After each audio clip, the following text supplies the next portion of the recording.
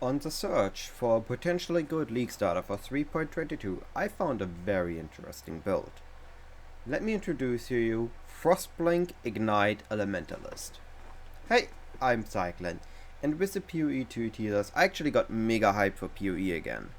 Now, we don't know anything about the upcoming 3.22 league yet, but based on the information we've gotten, and just because PoE 2 gets me hyped, and I'm an easily hyped person, I guess yeah, but anyway, because of this, I assume the next league is gonna be a big hit. We're gonna get good changes, we're gonna get something new for endgame, or bigger league mechanic, or maybe even some endgame changes.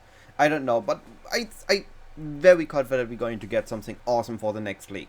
And because of that, I want to be properly prepared for it so I can enjoy it to the fullest when it comes around. So, logical conclusion, I need to start prepping for the league. And that starts with finding potentially good league starters. The first one I was trying out is the Ignite Elementalist. And my choice was Frostblink for clear and Fire Trap for single target. Now, I do need to mention as well that after some initial testing, after I leveled it, after I tested around with it, and once I started looking into improving it further, I found out that the content creator Substractum actually did already a lot of content on this build. So, once you watch this and you decided, hey, I want to try it out, and you tried it out and it looks interesting, do know that there's more content for this specific build in that direction. That being said, though, I think mine is different enough from what I've seen that it's worth taking a look at both and making your own adjustments at the end to make it the best version that fits your playstyle the best. Alright, that being said, this is not gonna be a build guide. This is gonna be, this is a build, this is the concept, and this is how you can level it so you can level practice it if you want to. There's gonna be a simple POB in the description. The POB is going to include a leveling core section, a leveling Act 10 section, a level 94 section, as well as your leveling skill, your leveling gems and your early mapping swaps, your items and what you want for campaign, and a variant with a shield, as well as a detailed leveling note section. Now, this is not a full guide, again, this is just so enough that you can try the build out, play around with it, and see if you like it, as well as level it properly and practice some leveling, because that is usually the time we spend the most on day one. Anyway, the points I'm going to evaluate this build on are the following: leveling, budget and transition, survivability, mapping speed, clear speed, just general mapping efficiency, single target, bossing viability, Legion viability, and Delirium viability. Now, Legion and Delirium are just personal favorite league mechanics, so I always look how good builds are at those. If you don't care as much about Delirium and Legion, those factors won't be as important to you as they are to me. Alright, that being all said and defined, now let's take a look at leveling. Now, back to the POB. This build is actually really great for leveling, because Armageddon brand Cremation is one of the best leveling builds for an Elementalist that we know, for several leagues now. After Wave of Conviction got nerfed, it was the go-to build. Now, something that is new now is going with Rolling Magma Elemental Proliferation instead of Stormblast Mine's Orb of Storms for Act 1 and Act 2. And I have to say, this feels actually really, really good. Now, I did my leveling assuming I get a Leap Slam from a buddy, and that resulted in me running a 4-hour and 20-minute campaign. Now, that's nothing to scoff at league start, assuming not everything is gonna perfect, or maybe I'm not getting a Leap Slam Act 1, but I need to get a library in Act 3. I'd say we're looking at maybe 4.5 hours to 5 hours as a campaign time. And I say this is for a league starter really, really good. Now, it's not league starter, not speedrunner level good, but it's overall really good. So, this is a really great leveling build. It's going to transition really nicely into our final stage. Once we have a Falling 3, we can add our Frostblink clear, we can drop Armageddon brand and instead use Frostblink, or we can use both early on until Frostblink itself feels really good.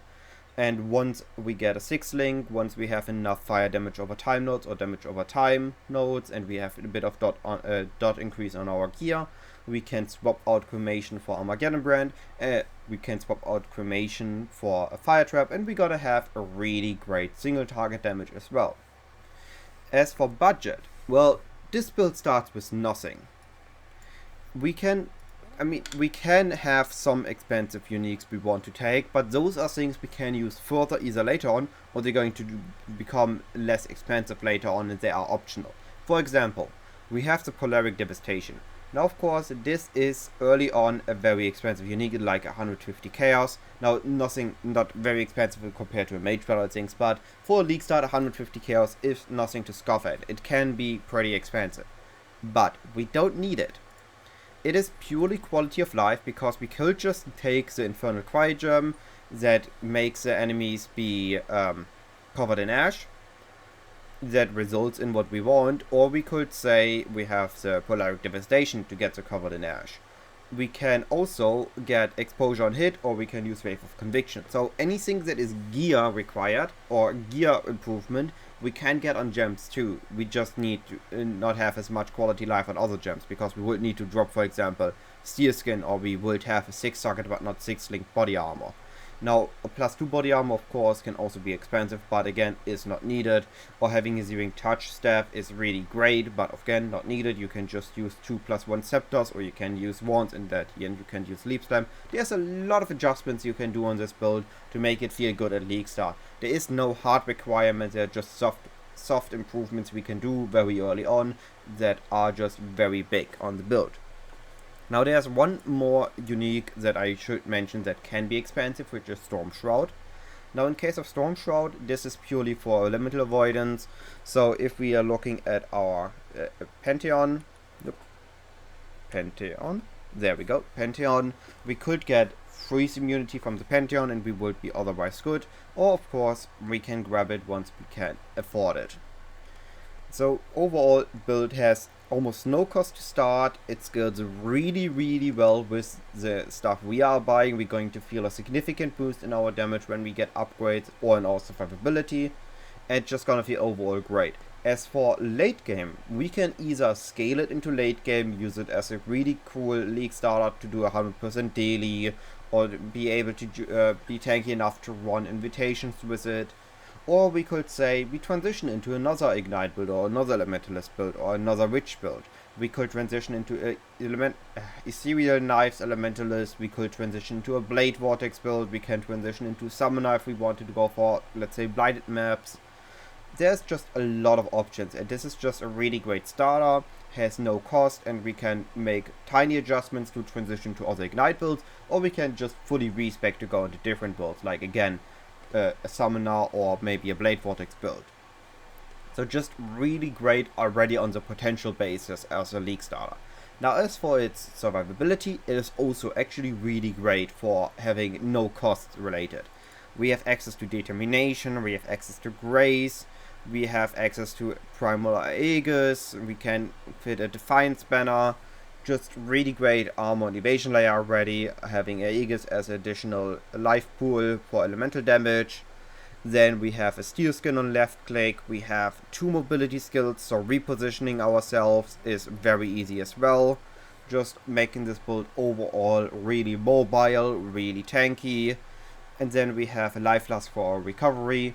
And it's gonna feel overall really good. It's a survivability layer. You should be very easily be able to reach level 90 and 94 without dying too much. Now of course, as we are dashing into enemies for our clear, sometimes it's not gonna feel as good based if we dash into the wrong pack and just quickly shotguns us. That can happen. This is one of the slight cons of the build, but overall you're gonna be fine with this. Now going to our mapping speed with this. I have to say this burns through maps, literally and metaphorically.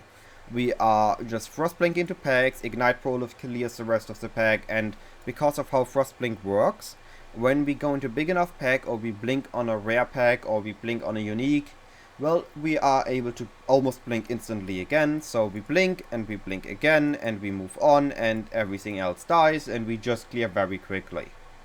feeling really good. If something doesn't insta-die, we just throw a fire trap, we curse a bit, and we move on. Just gonna feel really, really well. Now, for single target, as for just in-map bosses or daily bosses, it's gonna feel good. It's not gonna be doing nothing. If we're going to Invitation and Ubers, I will leave it to a bossing build. Now, when we get higher investments, this definitely can do those. But it's still a dot build. It's still gonna take its time, so this means a lot of dodging. And if you're good at dodging, you're not gonna have issues with that. But if you like to just quickly get rid of bosses, other builds like, for example, Ice Trap or Eye of Winter Miner will be more interesting. To get our single target damage while we're on the subject, let's say this slab here is our boss. We place our fire trap, we curse, we Frostblink, and that's the whole rotation. The fire trap is going to explode, we have the burning ground, we have the ignite on the boss, and the boss takes damage, and after, let's say, 2 seconds, we throw another trap, we curse again, we Frostblink. We also have elemental overload, so if we don't get it procced on the first or second trap, we can throw a few more traps. Just keep throwing them on the boss 3-4 at a time. We're not going to get more damage out of this, but we are going to get more damage at the end when our elemental overload procs and our fire trap is good to go. Now, this is really all there is to it, it's a single target. There is some bit more math behind it though. The reason why we use Frostblink is we have exposure and hit. Early on, and if we don't have that yet, we're going to use Wraith of Conviction instead of Frostblinking to explore our exposure, but later on we have that. And then we want to stay near the boss and just dodge the attacks while in close range, so our Eye of Malice, which gives the boss 50% increased cold and fire res, is actually giving him more negative resistance. So let's quickly do a math example. Let's say we have a pinnacle boss, so to just show how it works. We have our pinnacle boss, it has 50 res. Then we apply Flammability, so it's minus 37 resistances.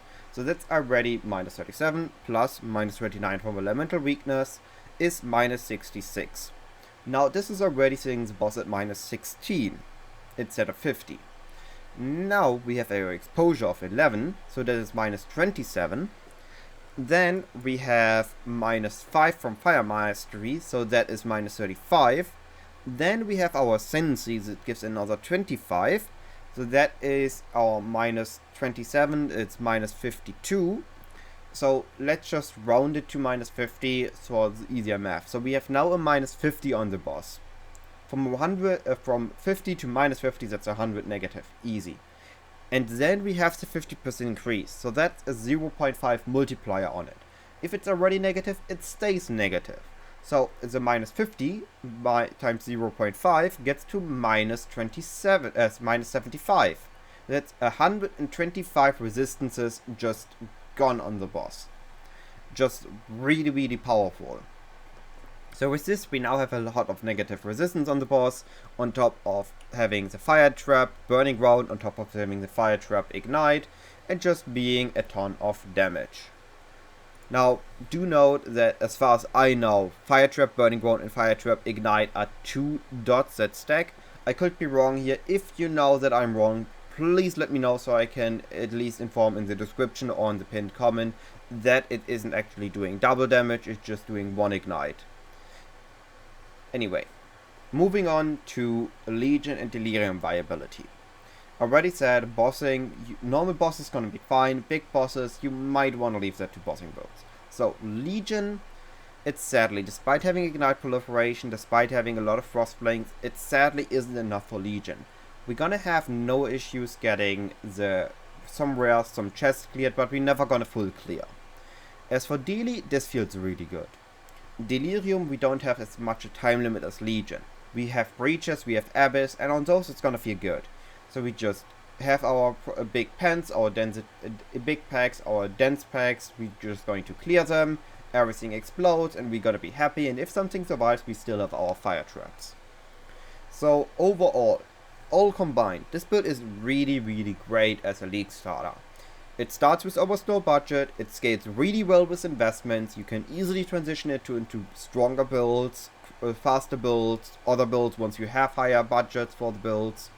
It's gonna be really good on map speed, it's gonna be decent, really, really good on high density maps, it's gonna be decent on bosses, you will be able to get your 2 void stones with this, and overall just gonna have a great experience. If you have watched the video, you know everything you need to know to have a decent experience with this.